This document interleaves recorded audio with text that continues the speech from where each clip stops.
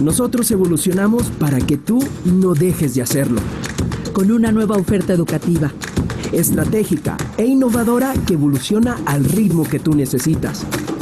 con el fin de que construyas la realidad para la que nadie nos preparó.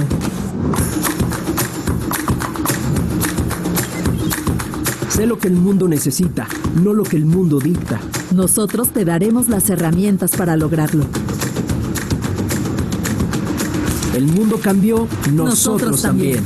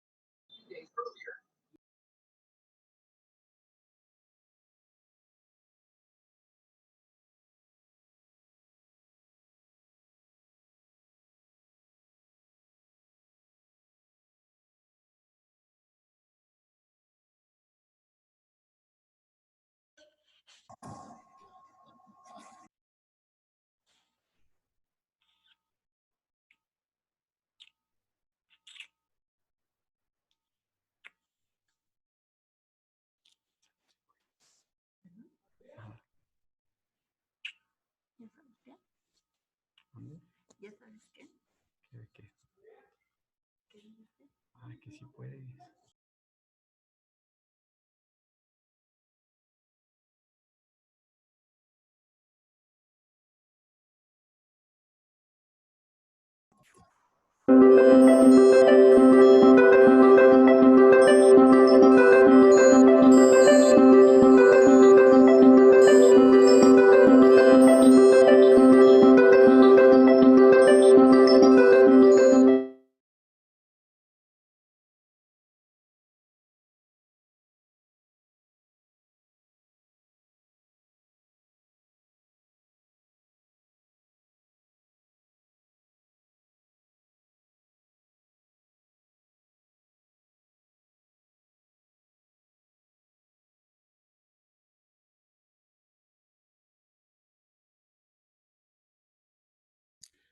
Hola, ¿qué tal? Buenas tardes. Sean todos bienvenidos a una edición más de Conversaciones con la Escuela de Gobierno y Transformación Pública del Tecnológico de Monterrey.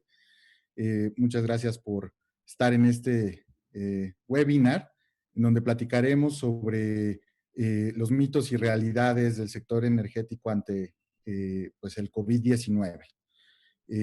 Voy a tratar de ser puntual y eventualmente tendremos digamos, espacio para algunas preguntas y respuestas. Entonces, damos por comenzado. La idea es platicarles un poco el contexto. Tengo por ahí una idea de comentarles sobre unos 10 mitos que luego circulan por ahí, ya sea de autoridades federales o de algunos miembros de la autoridad del Ejecutivo, o incluso de análisis de ciertos colegas en redes. Entonces, los vamos a discutir aquí y vamos a hacer una sesión de preguntas y respuestas. ¿Cuál es el contexto? Muy bien. El contexto de esta situación que estamos experimentando ahora es que en realidad ya había una expectativa que iba a haber una menor demanda por hidrocarburos en el mediano plazo. Esto lo sabemos ya desde hace un par de años, cuando la Agencia Internacional de Energía, en el reporte de mediano plazo sobre petróleo, anticipaba que iba a haber una caída a partir de 2017 y hacia adelante, en un periodo hasta 2023, pues por la demanda de crudo. Y principalmente esto se debe a que pues, teníamos ya un proceso franco de desaceleración de la economía china. Entonces, realmente esta expectativa de menor demanda por hidrocarburos ya existía incluso previo a cualquier situación de crisis sanitaria o crisis económica a nivel global. Entonces, aquí lo que observan son los cambios anuales en el cambio esperado de demanda año con año, y por lo que pueden ver ahí, pues esos decrementos estaban marcados de manera muy clara de 2017 hacia adelante a nivel global y principalmente dados en la economía china. Pero ahora podemos observar, en esta situación, que añadido a ese efecto que ya teníamos esperado de una menor demanda, pues nos topamos con la situación de que estamos efectivamente ante una crisis que se está reflejando como el peor golpe económico que hemos experimentado en décadas. Por un lado, pueden ver que tienen el crecimiento real del Producto Interno Bruto como cambio porcentual año con año en la expectativa que maneja el Fondo Monetario Internacional y que a nivel global se está situando aproximadamente en un 3%. Esto, si lo comparan con la crisis financiera de 2009, pues podrán ver que es una orden de magnitud totalmente distinta, ya que en esa ocasión pues solo la economía global decreció en 0.1%. Ahora bien, este cambio, hay que decirlo, es todavía previsto con las expectativas que hay hasta la situación inicial de la pandemia. Entonces, esto todavía podía ser un poco peor dependiendo de qué tanto se aleje esa fecha de vuelta a la normalidad. Pero ahora observemos por cada región. Si ustedes observan la gráfica de la derecha, pueden ver ahí la comparación de lo que está sucediendo en esta crisis de confinamiento 2020 con respecto a lo que sucedió en la crisis financiera global de 2009.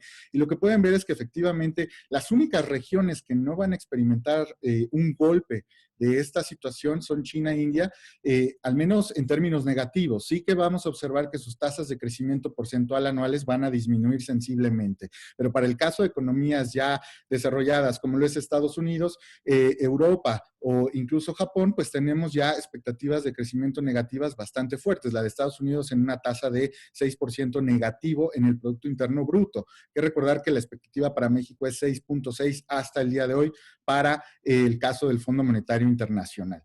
Ahora, ¿cuánto representa esto en términos de producción, en pérdida de dinero? Pues la pérdida acumulada de producción global que se estima igualmente por el Fondo Monetario Internacional, pues ronda aproximadamente los 9 trillones de dólares.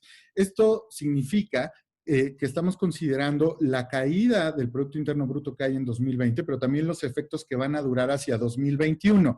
Ahora, para que se den una idea de qué representa esta cantidad de 9 trillones de dólares, pues pueden ver las cifras que realmente es el equivalente a 40% del Producto Interno Bruto de 2019 de Estados Unidos, 63% de la economía china, o si pusieran juntos a Japón y Alemania es lo que estaríamos perdiendo. Igualmente, India más el Reino Unido más Francia son los 9 trillones de dólares, y para que se den una idea con respecto al caso mexicano, es como si perdiéramos 7 veces el tamaño de la economía de nuestro país. Entonces, ese es el contexto que estamos experimentando ahorita, un contexto donde efectivamente ya había una previsión de baja demanda por hidrocarburos en el mediano plazo y que además incluso tiene esta crisis sanitaria que ocasiona una crisis económica, más la situación de conflicto entre Arabia Saudita y Rusia por obtener mayor participación de mercado, mayor market share, los cuales las llevó a inundar con producción el mercado internacional justo en los meses recientes. Ese acuerdo al que se llegó apenas entrará en vigor mañana. Entonces, estamos en una situación en la que todavía no hay un recorte real en la producción. Vamos a ver ahora entonces los mitos. Y antes de poner esta sección, lo que quiero hacer con ustedes es, si me permiten, ponerles una votación en donde perdón, aquí lo que voy a hacer es simplemente ponerles la votación y les voy a hacer la siguiente pregunta. Ustedes en la pestaña de votación pueden ingresar y contestarla. La pregunta número 1 es, todos los precios de petróleo se fueron a cifras negativas el lunes 20 de abril de 2020. Y es una pregunta de opción múltiple. Ahí tienen 3 opciones. No, solo la mezcla mexicana. Sí, este es el fin de la era de los hidrocarburos, y algunos solamente, entre ellos el WTI, el Western Canadian Select y la mezcla mexicana. Entonces pueden ustedes, les voy a dar unos 12 segundos más para que puedan contestar y puedan, digamos, obtener las respuestas, y ahorita las mostramos, por favor. Unos 3 segunditos más, ya están votando varios, por ahí 140, excelente, y por lo que veo es que es un público bastante informado, porque les voy a mostrar los resultados. Y lo que la mayoría pensó que fue efectivamente solo WTI, Western Canadian Select y la mezcla mexicana. Algunos seguramente también piensan eso, pero además piensan que sí, este es el fin de la era de los hidrocarburos, y ese es parte de los mitos que vamos a discutir en esta sesión el día de hoy. Pues vamos a empezar con ellos y el primero que quiero comentarles es el siguiente. Los precios negativos observados el 20 de abril de 2020 son producto de que el recorte de la OPEP no fue suficiente y que ya no hay almacenamiento disponible. Ahora, la realidad es que efectivamente existe una sobreoferta de hidrocarburos y efectivamente hay una saturación a la cual estamos llegando de almacenamiento en la capacidad que está precisamente en la región de Norteamérica, en Canadá, en Estados Unidos y México. Es por eso que los precios de esas mezclas fueron los que reflejaron esa situación. Hay que recordar que salvo la mezcla mexicana, los demás fueron precios de contratos que vencían en un mes. En el caso de México sí lo observamos a nivel de precio spot, pero al final del día el principal factor en la caída de esos precios refleja un nerviosismo que está dado por una caída de demanda y de gasolinas de la cual no se tiene registro realmente. Vean ustedes esta gráfica que les muestra la evolución del precio del West Texas Intermediate, el WTI, y lo que les está enseñando básicamente es cómo esta crisis, comparada a lo que fue la crisis financiera de 2008-2009 y la invasión de Estados Unidos a Irak, de la guerra del Golfo Pérsico, pues realmente incluso la posterior a esa situación del ataque a las Torres Gemelas, pues realmente el movimiento y el vaivén del precio del petróleo en esta ocasión fue bastante más brusco. Ahora bien, es cierto que tenemos un elemento de saturación de almacenamiento, sobre todo se refleja en estas imágenes aéreas de pues los puertos, tanto en Estados Unidos, México y en algunas áreas de Canadá, donde el cambio de actividad en los tanqueros es muy visible. En este caso es en California. Ahora bien, ahí hay que tener un poco de cuidado en precisar estas situaciones, porque se ha prestado a que haya mucho discusión sobre que todos los barcos que están varados en los puertos son de combustibles. Y ciertamente los expertos en tráfico marino te pueden comentar que varios de esos barcos no son de combustible. También hay barcos que traen granos, que traen otro tipo de materias primas que llegan a su punto de distribución. E incluso los que son de combustibles están en un proceso de programa de atraco, es decir, están en la fila para llegar a hacer la distribución del combustible. Dicho eso, es verdad que sí estamos viendo un punto ya de saturación que muy pronto va a llegar a ser problemático.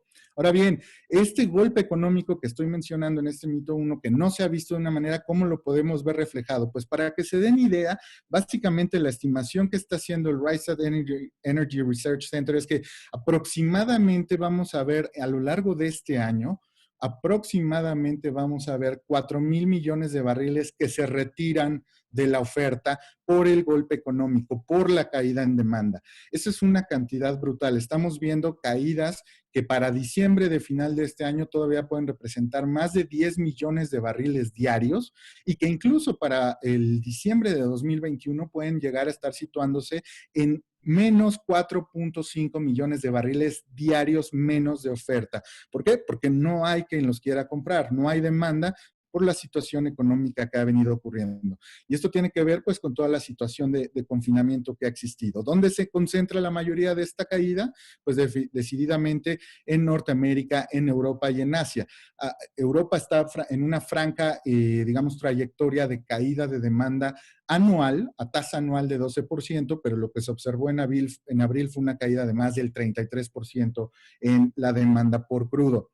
Entonces, ese es el primer mito y la realidad que quería comentar. La segunda, y esta pues todo el mundo la sabrá y la tendrá muy presente, habrá oído al presidente Andrés Manuel López Obrador en las mañaneras o incluso a la secretaria Rocío Nale defender esta aseveración de que precisamente estos vaivenes, estas condiciones del mercado de energía son justo el pretexto perfecto o es justo el momento adecuado para continuar e incluso acelerar la construcción de la refinería de Dos Bocas. Ahora bien, la realidad es que nunca fue adecuado concebir la construcción de una nueva refinería para México, que además tuviera cargo al erario, pero es justamente el peor momento para continuarla por simplemente razones de prioridad de gasto público ante una situación de crisis sanitaria y de escasez en los recursos, saturación de recursos de infraestructura médica y de especialistas de recursos humanos para atender la crisis sanitaria por COVID, pero también por razones de mercado. El mercado no está entregando las señales adecuadas para que sea justo el momento de construir y acelerar esta refinería.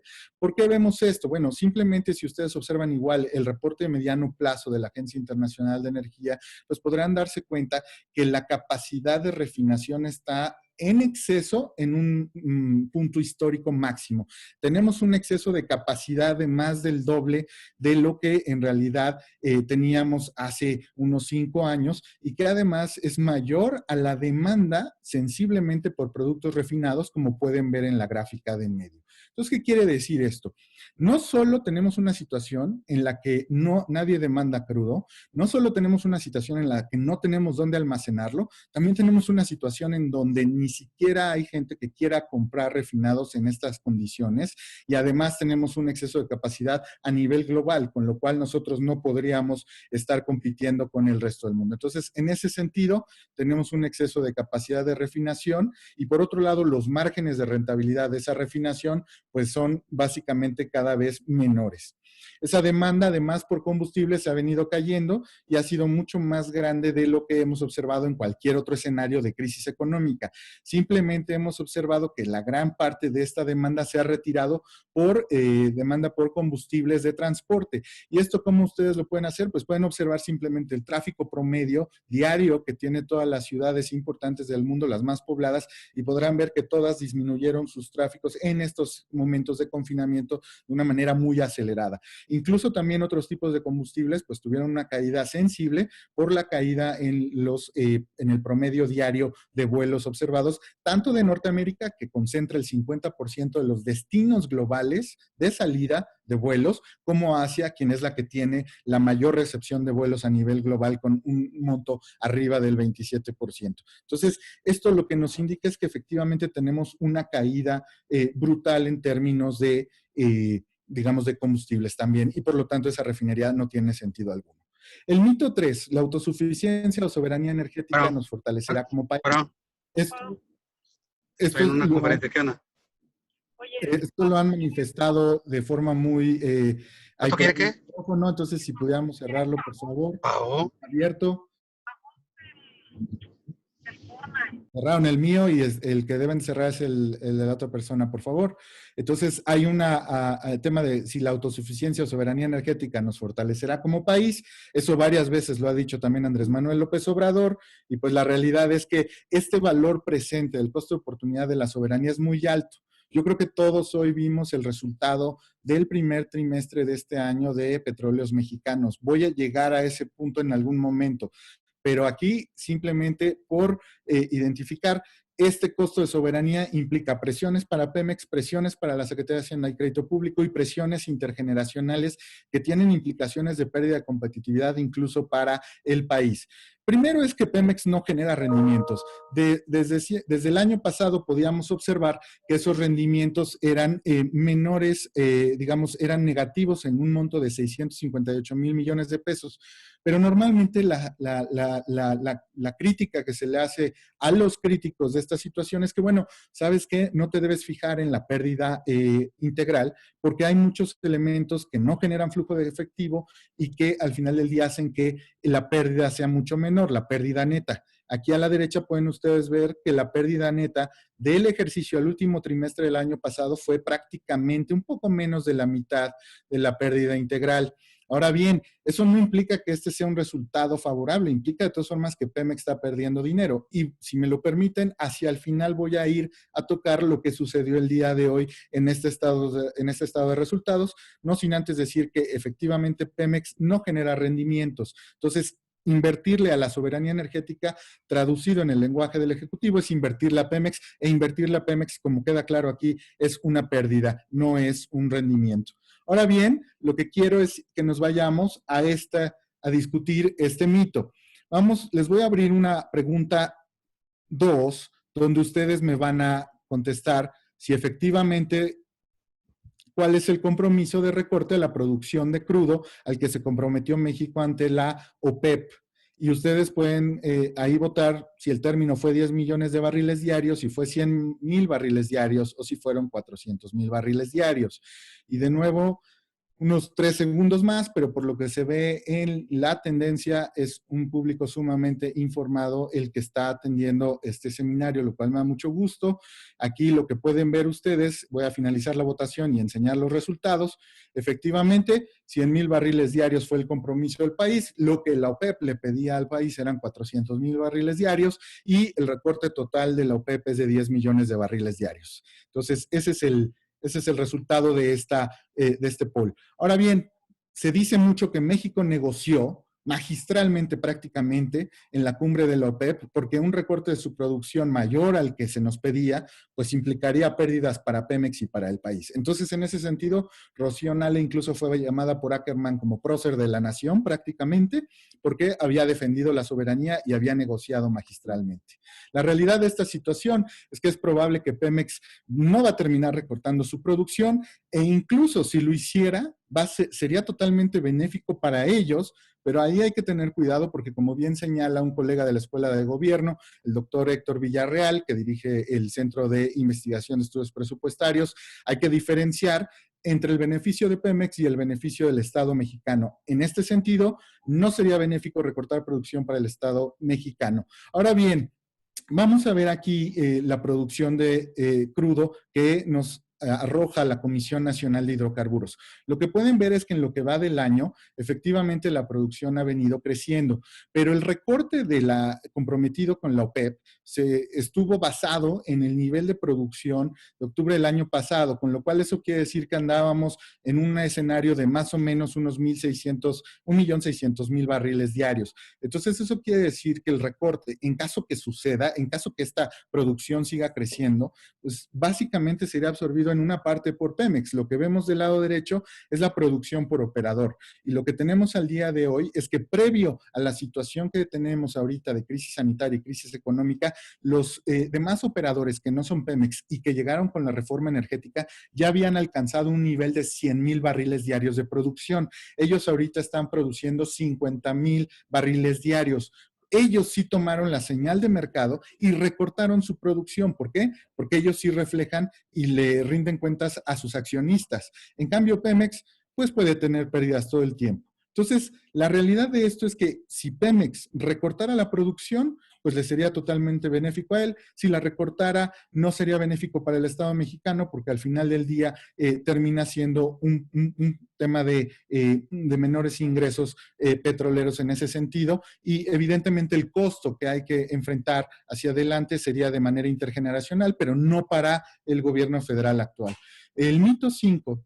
Pues bien, las condiciones de mercado no afectan a Pemex ni a México porque tenemos coberturas. Eso lo ha dicho varias veces el secretario de Hacienda, Arturo Herrera, y también el presidente Andrés Manuel López Obrador.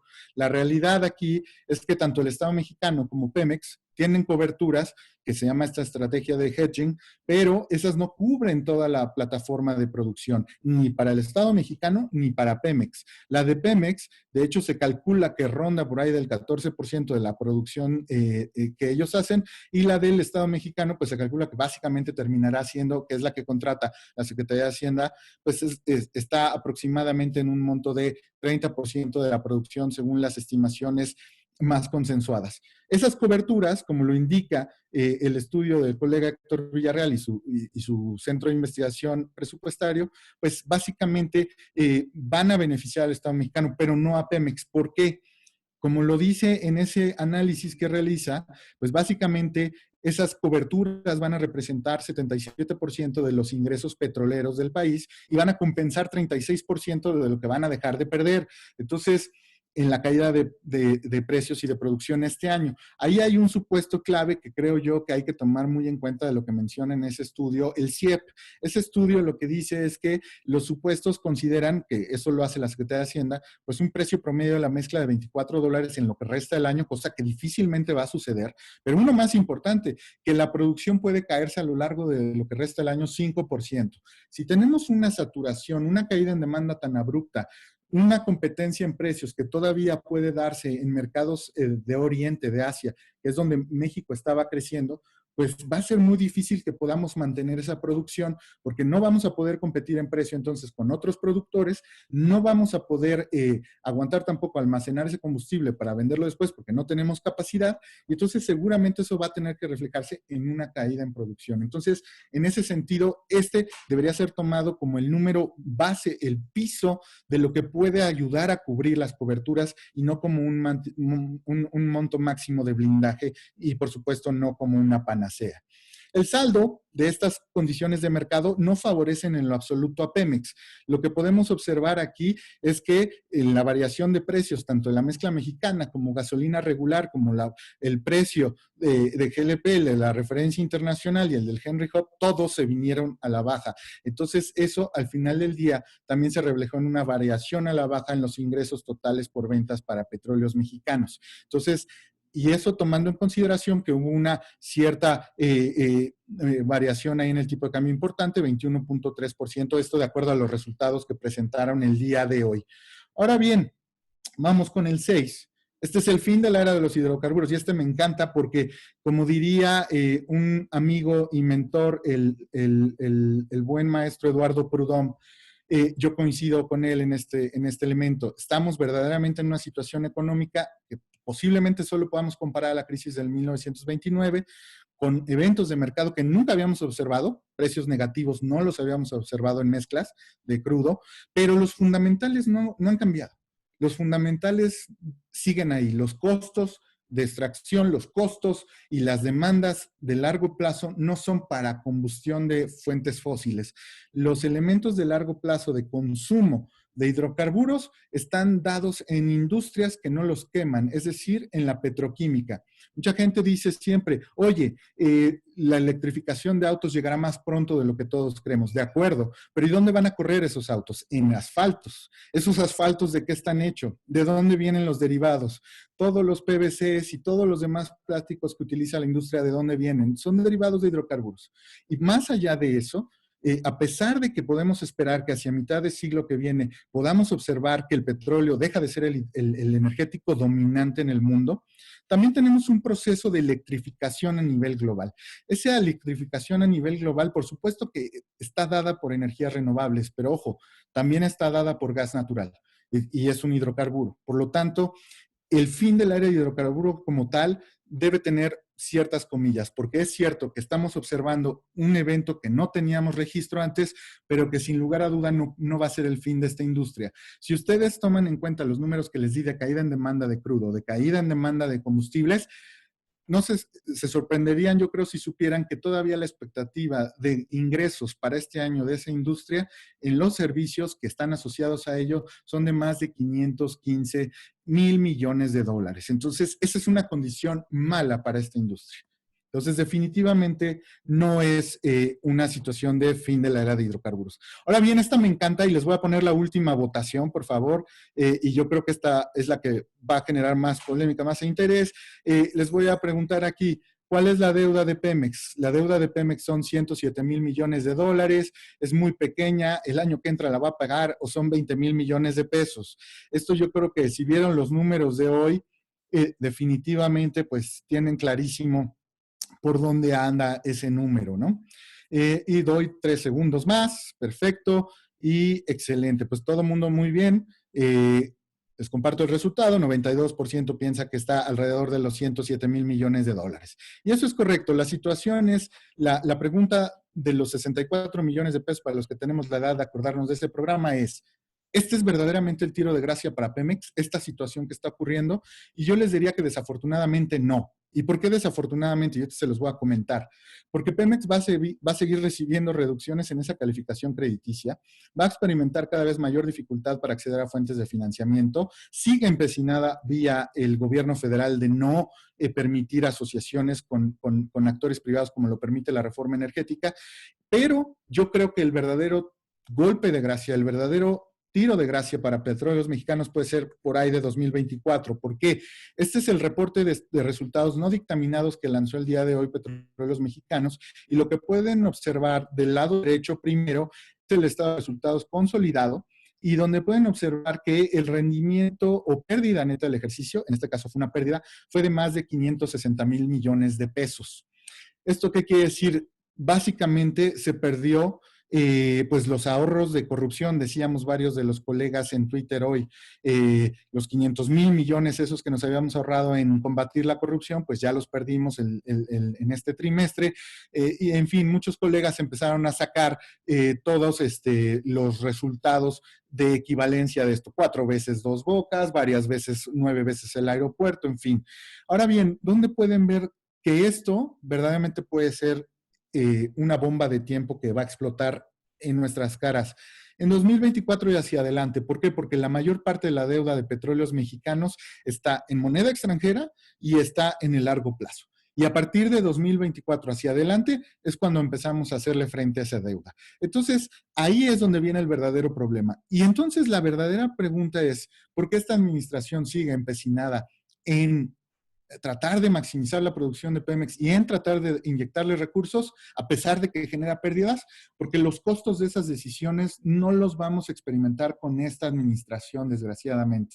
Sí los vemos, sí los conocemos en números, pero no los vamos a vivir en la calle, sino a partir de estas fechas. Y eso no se nos debe olvidar en estos próximos años, porque poco a poco veremos mayor dificultad de Pemex en tener grado de inversión que no sea basura y en obtener fuentes de financiamiento para cubrir sus necesidades. Pues yo les agradezco mucho, creo que acabé incluso 10 minutos antes, prefiero dejar espacio para preguntas y respuestas y en cualquier caso, les pongo aquí mis datos por si tuvieran algún comentario que no alcancen a preguntar aquí o alguna pregunta que no alcancemos a abordar, pues me la pueden hacer llegar y yo con todo gusto lo haré en su momento. Muchas gracias y me van a pasar las preguntas.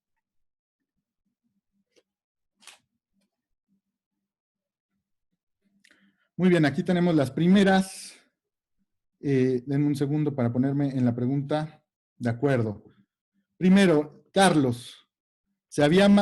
Carlos pregunta, se había comentado en la mañanera que Pemex se mantenía competitivo con relación a otras petroleras internacionales. ¿Esto es correcto? Mira, Carlos, efectivamente, normalmente cuando se dice eso, lo que quieren referirse siempre es a una medida que es el famoso EBITDA, son ingresos antes de impuestos, derechos, pago de amortización, etcétera, etcétera, y cuánto equivale eso con respecto, por ejemplo, a otras medidas de pasivos o de ventas, etcétera, etcétera. Y si tú observas eso, ahí el argumento que quieren anunciar siempre es que lo que realmente ata a Pemex es la soga fiscal que tiene al cuello.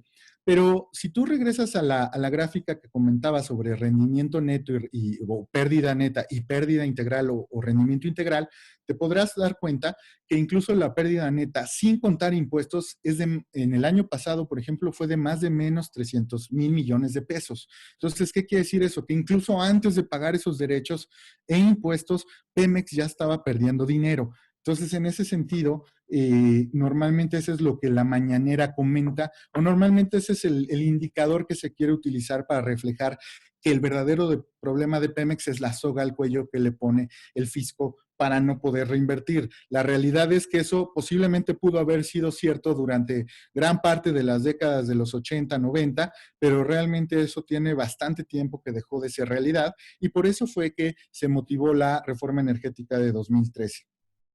Segunda pregunta, es Ricardo. ¿Qué significa el rubro de reversa de pozos, ductos o propiedades? Básicamente son todos los detrimentos en digamos, son las pérdidas, por eso está marcado como que no es flujo de efectivo, porque es todo el deterioro de esos elementos y que están causando pérdidas en el paso del tiempo. Punto número 3, Alejandro pregunta, ¿cuáles serían las consecuencias? Y estoy tratando de ir tan rápido aquí.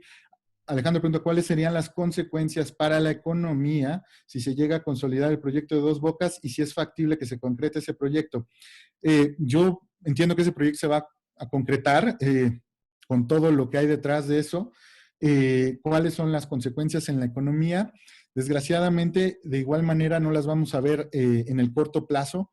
Yo creo que el verdadero efecto de Dos Bocas lo veremos en el momento en que estemos discutiendo en unos años otra vez reactivar una reforma energética que nos permita retomar el camino de impulsar el sector eléctrico en México y la electromovilidad y el impulso a energías renovables. ¿Y por qué lo digo?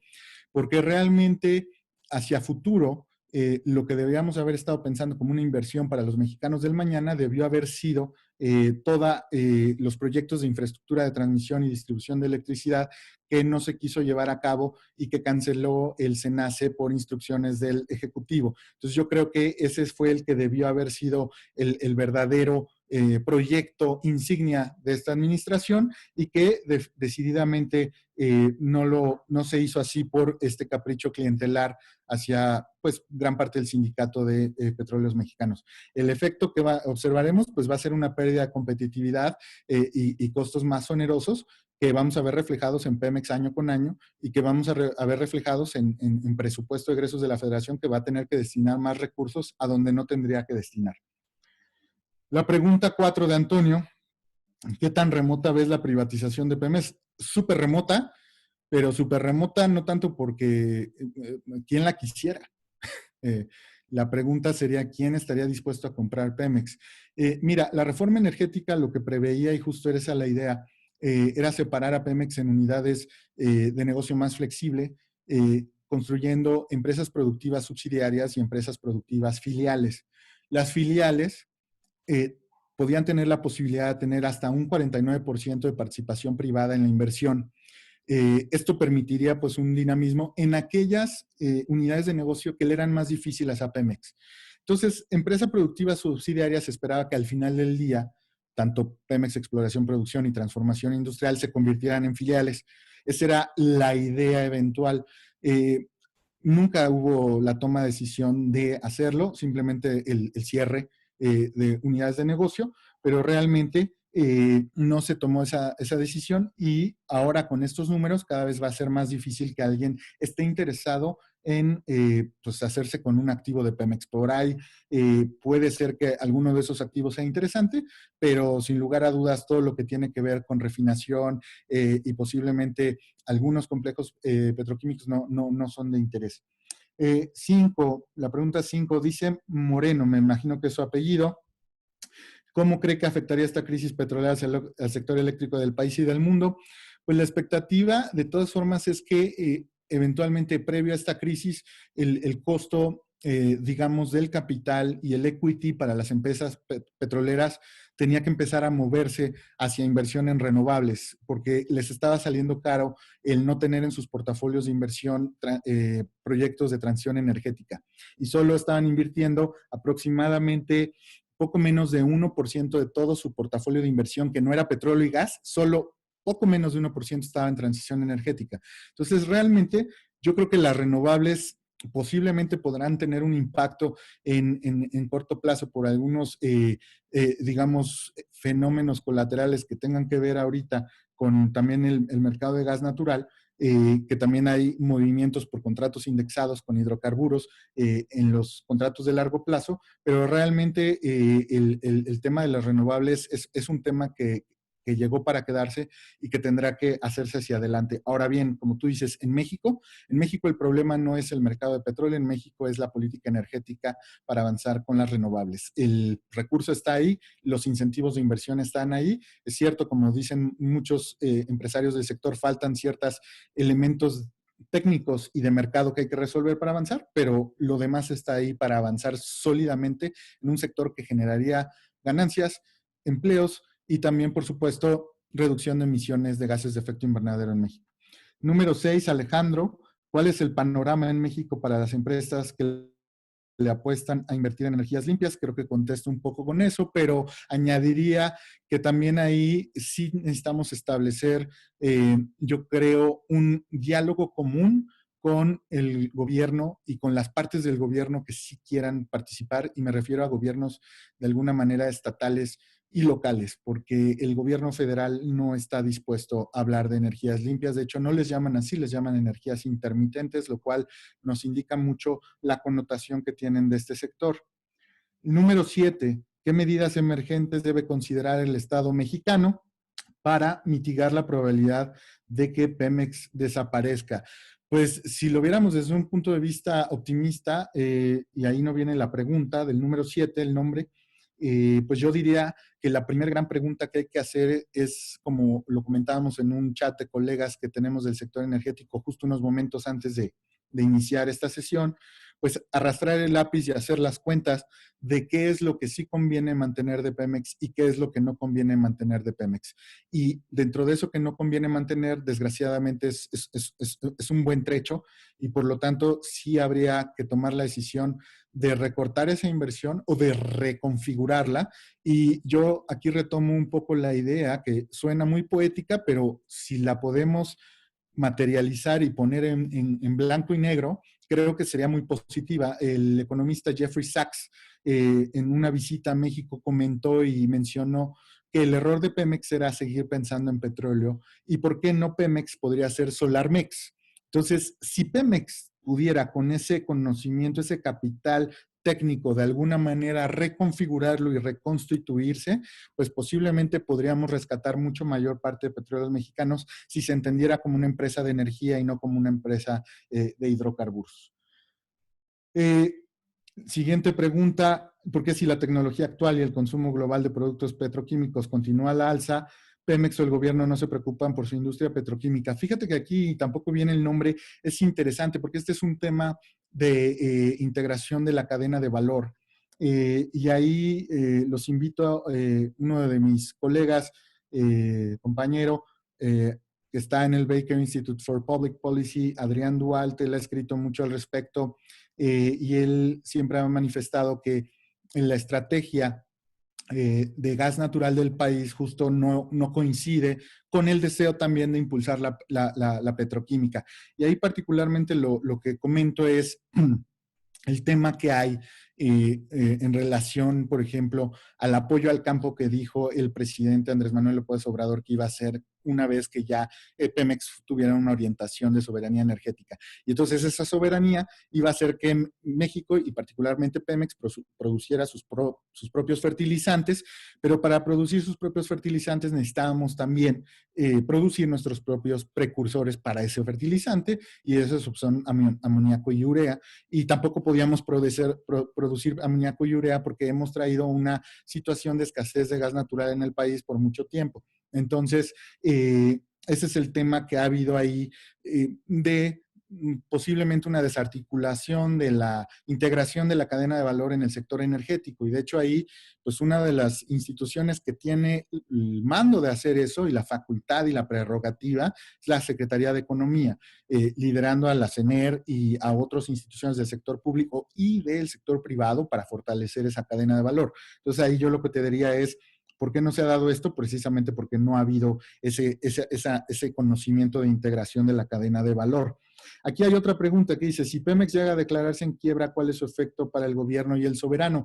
Ahí, si te fijas, igual no viene el nombre, en los reportes de tanto Fitch como Moody's, como Standard & Poor's, de perspectivas negativas, y otras casas de calificadoras sobre la perspectiva de inversión de Pemex y del soberano, lo que indican en el caso de Pemex es que están tranquilos todavía en tanto que Pemex saben que es pues compleja su situación, está endeudada, la empresa más endeudada en el mundo de hidrocarburos, es también una empresa que está generando, que tiene costos altísimos y que está generando pérdidas, pero de alguna manera saben que el gobierno está completamente respaldando a la empresa. Ahora bien, eso es lo que justo le da una perspectiva negativa de largo plazo. Ellos lo que dicen es: no queremos que Pemex dependa de alguien más, queremos que Pemex sea la que pueda, con su portafolio, con sus activos, producir estas señales positivas hacia el mercado. Y entonces eventualmente esto va a derivar en que efectivamente va a llegar un punto en el que Pemex no pueda ser respaldada, o pues que el respaldo conduzca verdaderamente también a una suspensión de pagos del soberano en el caso más extremo. Esperemos no ver eso. Yo creo que varios de los que están aquí en la charla no han experimentado una suspensión de pagos. Su servidor, la última suspensión de pagos que experimentó fue en 1982, entonces tenía yo 2 años y por lo tanto en realidad no viví a pleno el efecto, pero los que lo vivieron saben que esa suspensión de pagos es lo que menos quisieras experimentar en la economía. Hay otra pregunta aquí, Carlos Cabrera, creo que Carlos es de la especialidad, si lo eres te mando saludos, Carlos. ¿Qué opinas de la posibilidad de que la CRE limite el otorgamiento de permisos para nuevas estaciones de servicio con marca diferente a Pemex? Esto salió en las noticias hace unos días, en realidad es algo que lleva ahí hace tiempo pensando desde Marina Nacional, hay ciertas cabezas. La realidad es que eso pues, sería totalmente, yo creo ya de por sí ha habido una señal clarísima de que el gobierno actual no quiere apoyar la reforma energética.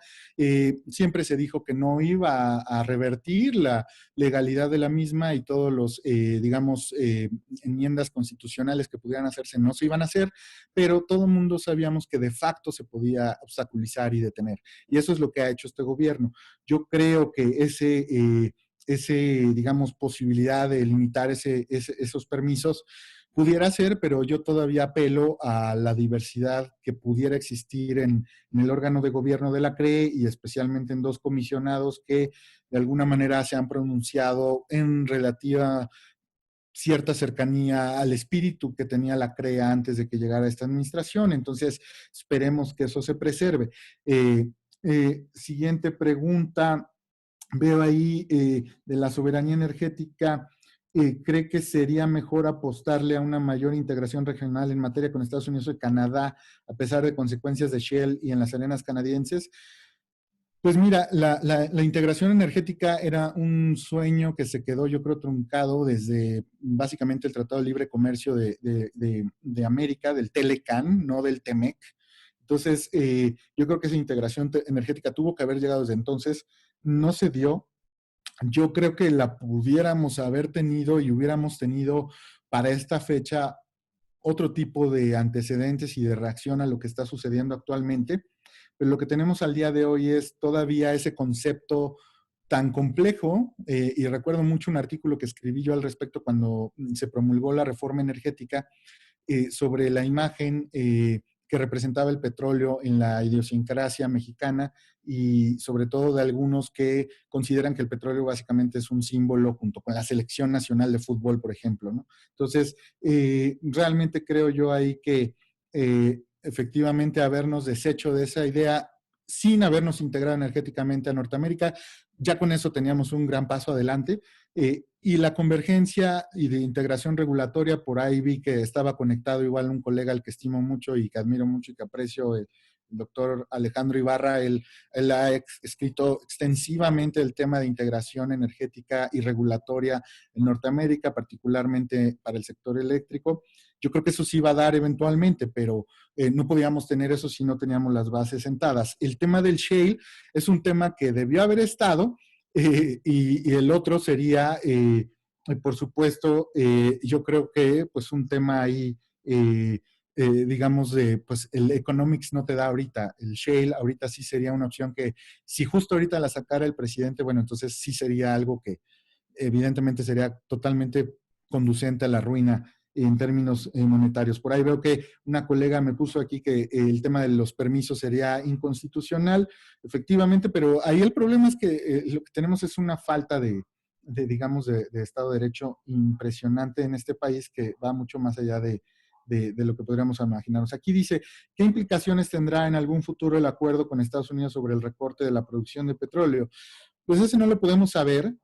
Lo cierto es que en cualquier negociación bilateral de esta magnitud lo que podemos esperar es pues un grado de cooperación que tiene un costo y que tiene pues cierta, digamos, magnitud. Entonces, cualquiera que sea el costo de negociación que se dio en ese sentido, pues tendremos que aceptarlo de algún modo y probablemente tenga que ver con algunas tarifas o reducciones que tengamos que aceptar o algunos elementos de implementación de seguridad en la frontera, que es lo que normalmente se pide de este lado, ¿no? Dice aquí otra pregunta del empuje de las renovables. Amanda Saldaña, perdón, dice, ya se tendrá que dar luz verde a las subastas que al día de hoy se cancelaron. Bueno, Amanda, yo te diría que esa luz verde a las subastas que se cancelaron se tenían que haber dado desde el día cero. Es más, el presidente Obrador debió haberle pedido al presidente Peña que continuara con esas subastas, incluso cuando él estaba en el periodo de transición. Realmente el tema aquí al cual se opone el Ejecutivo y la Secretaría de Energía con las subastas, pues es un tema que no tiene sentido, ¿no? Ellos dicen y aluden mucho a que incorporar un alto grado de energía renovable a la red pone presión al operador independiente del sistema, al SENACE, y ciertamente ahí hay que controlar flujos también de generación y en el sistema gasista, como lo diría el buen amigo y maestro Eduardo Prudhomme, pero realmente eso es algo que en algunos países y regiones del mundo, estados o entidades de la Unión Americana, pues lo han podido lograr con cierto éxito. Entonces, si bien hay una curva de aprendizaje en ese manejo de la red eléctrica, definitivamente decir que por eso no vas a ir hacia adelante con la transición energética, pues eso es muy grave, sobre todo cuando la transición energética es un tercio de los esfuerzos de mitigación de gases de efecto invernadero hacia 2050 para el mundo entero, y para México es más o menos una cantidad similar a 30%. Otra pregunta que hay por acá, dice Lalo Anaya, ¿crees que los mercados energéticos renovables y no renovables globales y locales volverán a niveles previstos en lo que resta de 2020? Pues yo me gustaría equivocarme y decirte que sí. Yo creo que no, y yo creo que ni siquiera las condiciones económicas pudieran regresar a un nivel previrus en lo que resta de este año. En los días pasados, los 3 días anteriores, hubo una serie de reuniones del Consejo Coordinador Empresarial al que posiblemente algunos de ustedes tuvieron la oportunidad de asistir, y en esas sesiones participó Eduardo Sojo, director del Laboratorio de Políticas Públicas del CIDE. Él decía que estaba haciendo una estimación con su equipo de trabajo, donde más o menos lo que estaban ellos encontrando preliminarmente es que recuperar el PIB que teníamos previo al COVID, que hay que recordar que ya se estaba cayendo, ya veníamos con una dinámica negativa antes de la crisis sanitaria por las decisiones de política económica y energética de esta administración, pero básicamente lo que decía Eduardo Sojo era, el PIB en la magnitud que se va a caer en México, lo vamos a recuperar posiblemente en 2 años, es decir, como para 2022. Si lo hacemos bien, los empleos los recuperaremos probablemente en un palmo de 2 a 4 años. Nosotros estábamos en la Escuela de Gobierno estimando una pérdida aproximada de 2 millones de empleos solamente en la duración de la crisis sanitaria, y eso hablando que la crisis terminaría entre julio y agosto. Y por otro lado, lo que dijo Sojo fue, lo que nos va a tomar más tiempo es recuperar los niveles de pobreza que teníamos previo a la situación de la crisis sanitaria y a esta crisis económica. Y esos niveles de pobreza, decía Eduardo Sojo, nos va a tomar aproximadamente unos 10 años recuperarlos, es decir, toda una década perdida en ese avance. Entonces, dicho eso, económicamente creo que el golpe es tan fuerte que realmente lo que tenemos que hacer es repensar la estrategia energética para avanzar en este nuevo escenario y no esperar a que regresemos a un escenario normal completamente y mucho menos este año y posiblemente tampoco el año siguiente.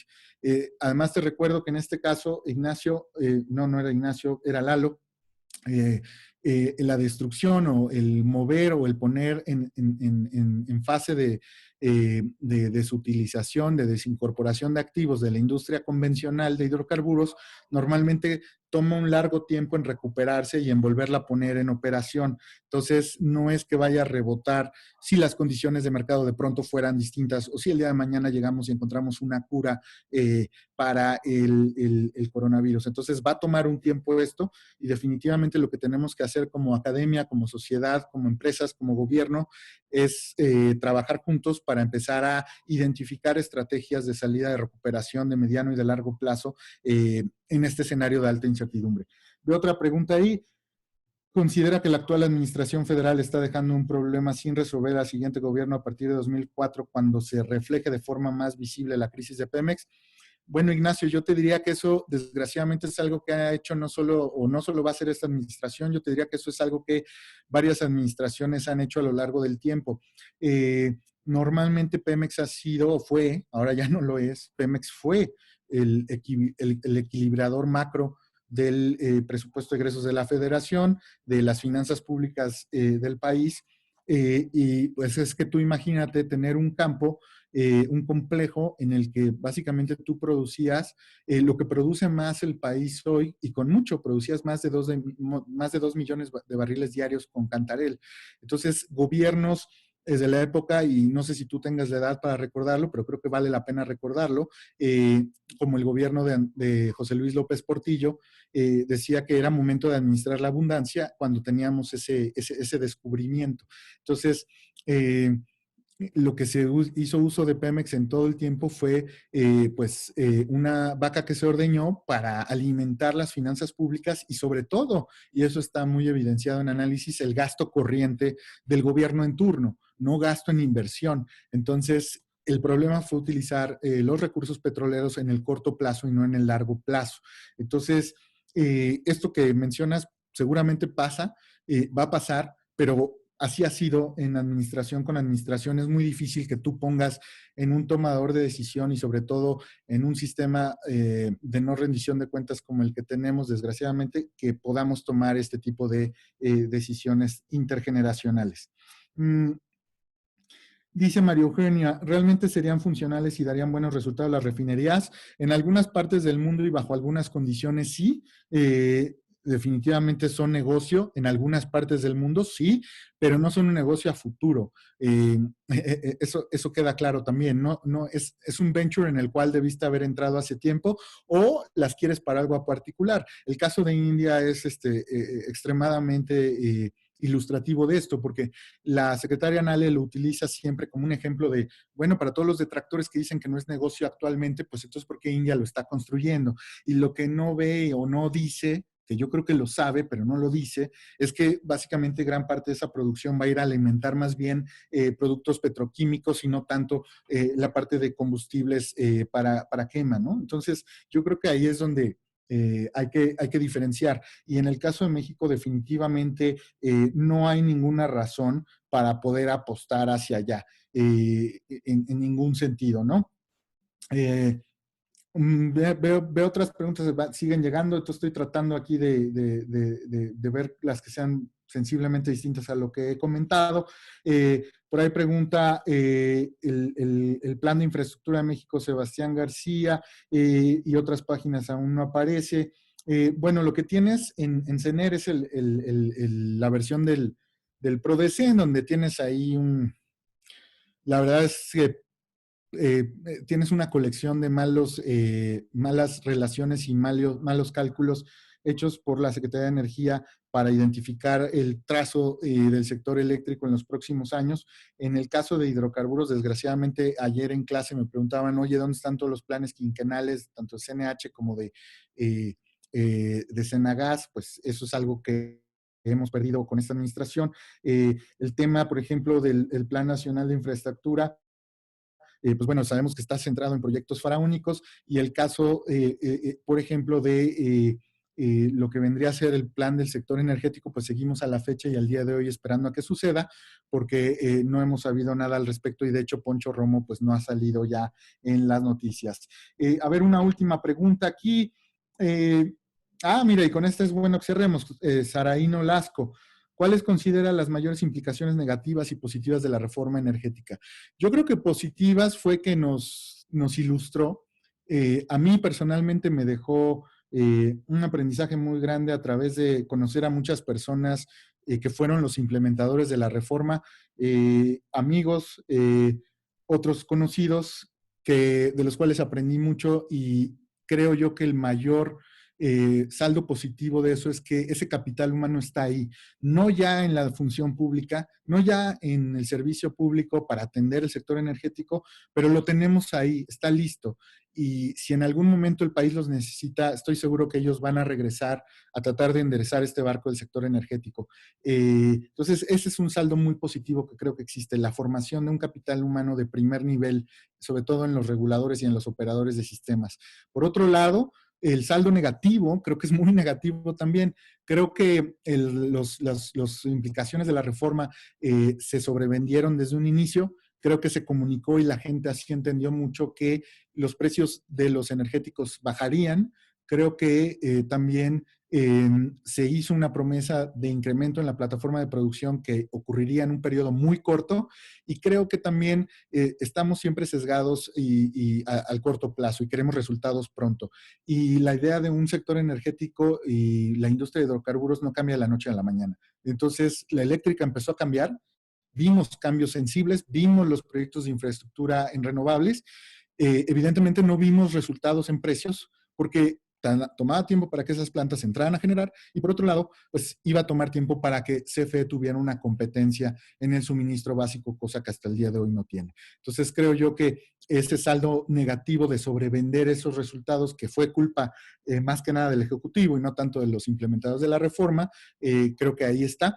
Y pues incentivos perversos que se quedaron en el manejo de, por ejemplo, el IEPS a gasolinas, que hasta la fecha la Secretaría de Hacienda y Crédito Público utiliza estímulos fiscales para manejar a su antojo el precio y suavizar y tratar de dar unas señales inequívocas y no reflejar un verdadero precio de mercado como estaba destinado a ser.